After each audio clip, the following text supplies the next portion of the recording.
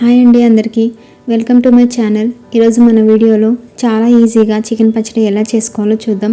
ముందుగా 1 KG boneless chicken తీసుకొని అందులో కొంచెం సాల్ట్, కొంచెం పసుపు వేసుకొని ఇలా మొత్తం కలిసే వరకు కలిపేసుకోవాలండి.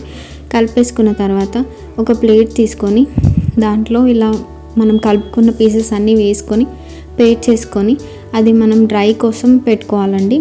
ఒక 1 అవర్ వరకు డ్రై చేస్తే చాలు, ముక్కలన్నీ బాగా ఆరిపోతాయి.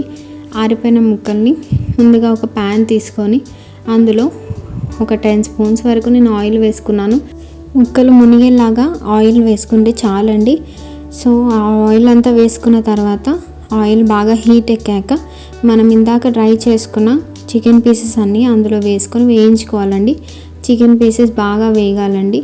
మనకి బ్రౌన్ కలర్ వచ్చే వరకు చికెన్ పీసెస్ని వేయించుకోవాలి. చూసారు కదా, ఈ కలర్లో చికెన్ పీసెస్ వేగితే చాలండి. ఇవి ఫ్రై అయ్యాక అవన్నీ తీసి పక్కన పెట్టేసుకోండి. ఇంకా అదే ఆయిల్లో మనం కొంచెం జీలకర్ర, ఇంకా కొన్ని ఆవాలు వేసుకోవాలండి.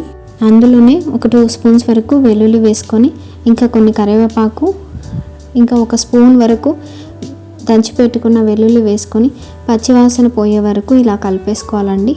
అది పచ్చివాసన పోయాక కొంచెం జీలకర్ర మెంతుల పొడి వేసుకోవాలండి. ఇది ఉంటే వేసుకోవచ్చు, లేకపోతే స్కిప్ చేయొచ్చండి. అందులోనే మనం ఫ్రై చేసుకున్న చికెన్ పీసెస్ని వేసి అవి కూడా ఒక 1 మినిట్ వరకు మొత్తం కలిసేలాగా కలుపుకోవాలండి. ఒక 1 మినిట్ మీడియం ఫ్లేమ్లోనే ఉంచండి. దాని తర్వాత కేజీకి ఒక 50 to 100 గ్రామ్స్ వరకు మనం కారం వేసుకోవచ్చండి. అందులోనే 1 స్పూన్ వరకు సాల్ట్ వేసుకోవాలి. సాల్ట్ తగినంత వేసుకోండి. కారం కూడా ఒక కన్సిస్టెన్సీ వచ్చే వరకు చూడండి. కారం ఈ కన్సిస్టెన్సీలో ఉంటే చాలండి.